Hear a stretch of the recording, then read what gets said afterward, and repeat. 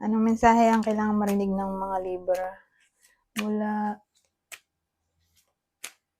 July 28 to August 3, 2024? Pwedeng nangyayari na to o mangyayari pa lang kung gagawin kong reading. Kung hindi man para sa inyo tong reading, baka para sa someone na makilala ninyo o malapit sa buhay niyo. Baka may lumabas na gender. Gawin nyo na lang siyang energy. So, yung babae, yung feminine energy at yung lalaki, yung masculine energy. Pwede rin naman yung lalaki, yung extrovert at yung babae, yung introvert.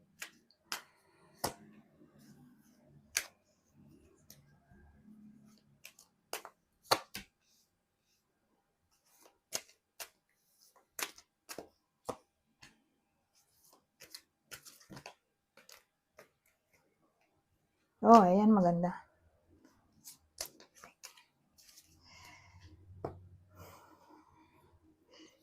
Buti na lang tumayo.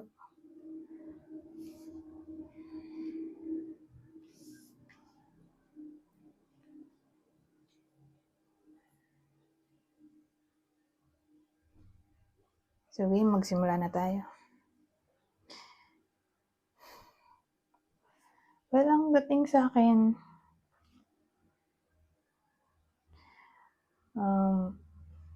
Hindi pa ito nangyayari. Mangyayari pa lang para sa iba sa inyo. So, ano kaya yun? May problem tayo dito saka dito eh.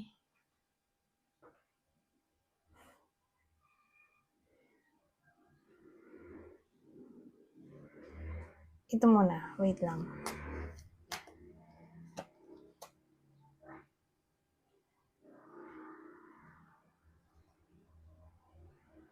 Playing safe, ano kaya yun? Kasi ito success card, kaya lang baliktad niya.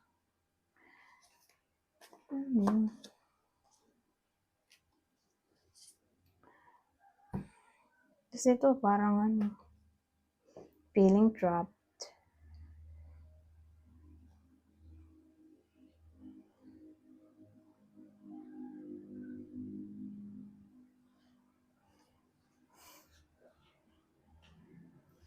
Kasi may iba sa inyo na indecisive din pala to. Sa bagay to. So, pares sila ng Two of Swords. Pero ito, baliktad. Baliktad na Two of Wands. So, indecisive o playing safe. Sa topic ng career opportunity, may nabasa ko ganun eh. Career opportunity din kasi to eh. Na para bang, ano to? So, hindi pa to nangyayari.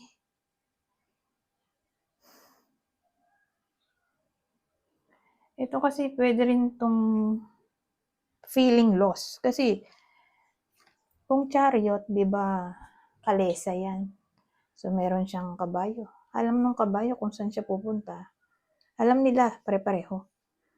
Pero ito parang naligaw sila. So, iniisip ko, ano to?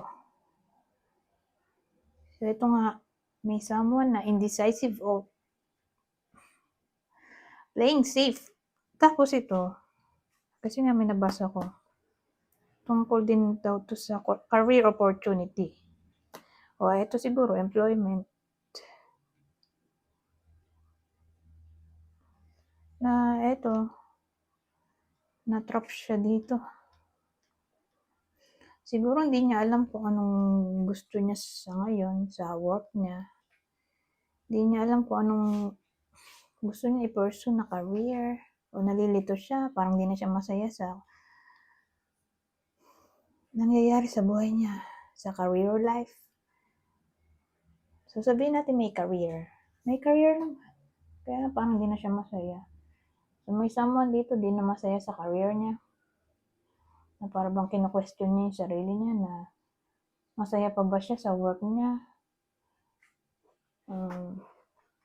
ready ba siya magtuloy pa ng another month o year sa career na to kung employed. Kasi para bang yun nga, feeling lost siya. Lost. Walang direction, ganun. Ngayon, kung jobless o jobless, di niya pa rin alam kung ano bang gusto niya sa buhay niya. Sa bagay, may ganyan talaga. Kahit ako dati. Hindi ko alam kung ano bang gusto ko. Pero ngayon, alam ko na, eto! Napunta ko sa ganito. OMG. Ganitong career. So, yun nga, kumbaga, may iba sa inyo na hindi nila alam kung ipapursue ba nila yung talent nila, yung skill, kung saan sila magaling. O baka yung iba naman hindi pa nila alam kung ano bang talent nila, skill, anong passion nila. So, case to case basis. Kasi kung ganito yung scenario, alam naman niya kung anong gusto niya, kaya lang for some reason, mahirap mag-take risk sa bagay na hindi ka sure kung kikita ka ba o hindi. Diba? So, pag ganun, siyempre, doon ka na sa sigurado. Kaya lang, doon sa sigurado, usually naman hindi ka naman masaya. Malaki nga sahod mo, hindi ka naman masaya. So, ang ending, hindi rin nagtatagal. May iba naman na, gusto mo nga yun, passion mo. Wala namang budget. Walang sahod. Nanggaling din ako sa ganyan. OMG. Kaya alam ko yung ganitong situation. So, siguro, ganito rin yung nangyari sa iba sa inyo. O sa kakilala nyo. Na hindi nga nila alam kung ano bang gusto nila. Kung ipapursue ba ang passion o ipapursue ang pera kaysa passion. So, ayun, nandun sila sa point na hindi nila alam kung anong direction ang tatahakin when it comes to career opportunities.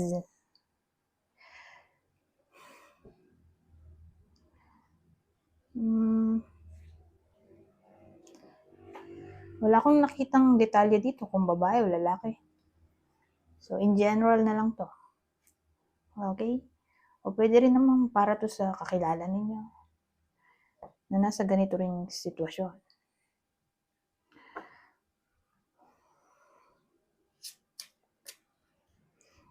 So again, sa linggong ito, wala, hindi ko nang malimutan. Hanggang dito lang ako, kalimutan ko to, buti na lang naalala ko. Kasi ito, pag nakita ko to, Ace of Swords, solution. Solution sa mga problema. Kasi siya rin yung card ng, victory o success, pati clarity. Siya rin yung, ayan pala nakalagay, card ng truth, breakthrough. So, sa madaling salita,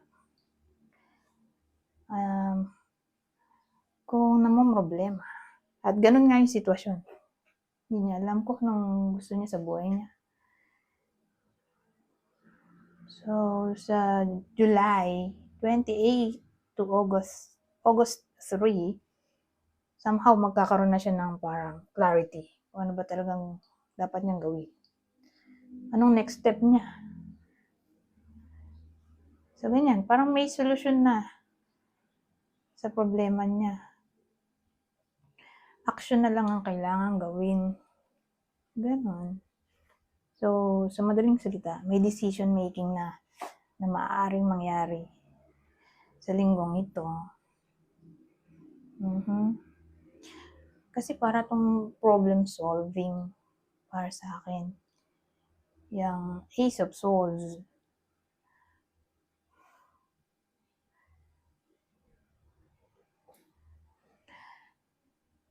Anyways, punta tayo dito.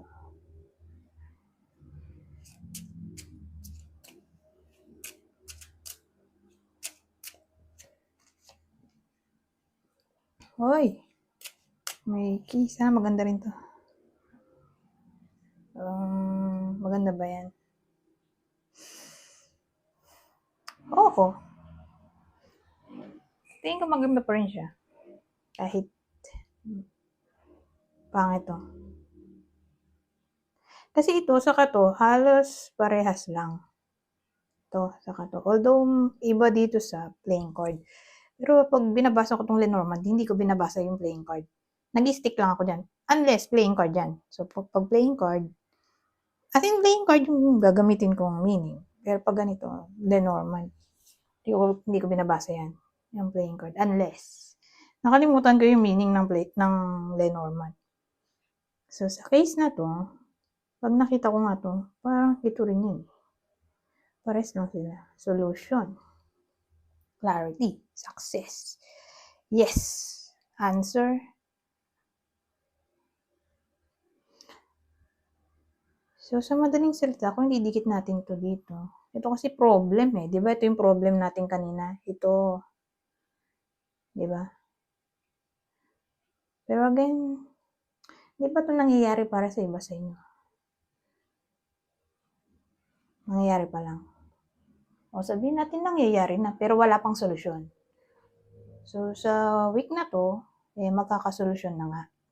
At ito, sa case na to, solusyon sa problem kasi conflict din naman to.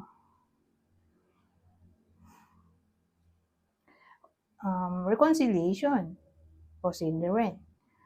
Kung nag-away o nagkaroon ng misunderstanding,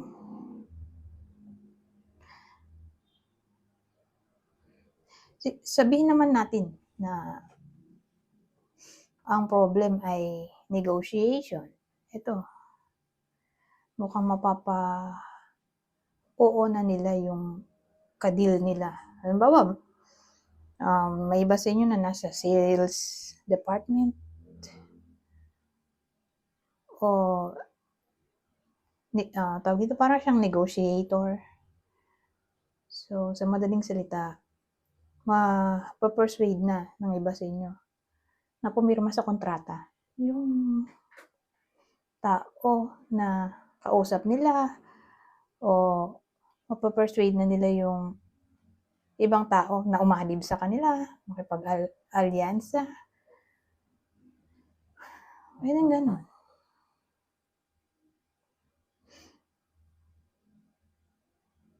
So, sa sales agent, pwede to. Kasi mukha tong persuasion para sa akin.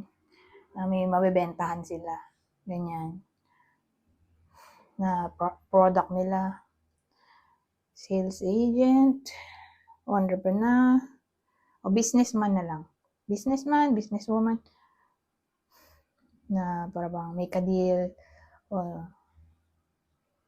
may pinag-usapang new project.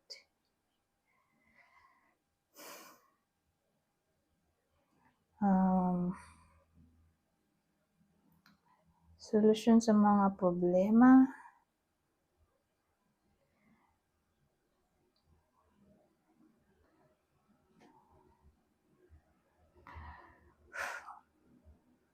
Halimbawa, may bad habit yung iba sa inyo.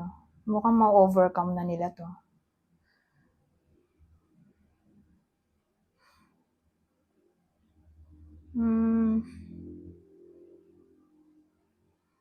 Ano pa ba? Halimbawa, may pinaglalaban yung iba sa inyo.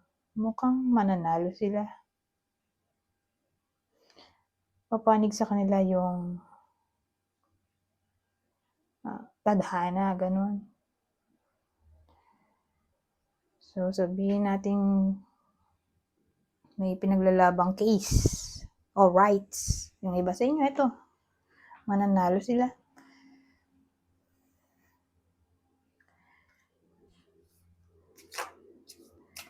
Ngayon, ito ng huling deck. Advice, exercise, run, walk, swim, or otherwise move your body. This will give you more energy and happiness. So, ito rin yun eh. Exercise din kasi ito eh. So, sabihin natin tinatamad mag-exercise. Ito. Mukhang magaganahan na sila. mag-exercise. Ito rin yun, oh. Ito kasi exercise eh. Parang repetitive movement. So, yan. Na-encourage ang exercise sa linggong ito para mas ganaan sila mag-work o para mag-bring ng happiness o mabawasan ng stress. Ano to, practice. So, sabi, practice. The best way to be good at a skill is to practice. Practice, practice until you get it right. Edi, na-encourage yung iba sa inyo na i-practice. Ang dapat i-practice. Para mas gumaling, humasa sa kanilang skill, talent. So, yun. Na-encourage mag-practice ng mag-practice hanggang sa ma-perfect o close to perfection. Ganun. Anyways, hanggang dito na lang. Goodbye for now.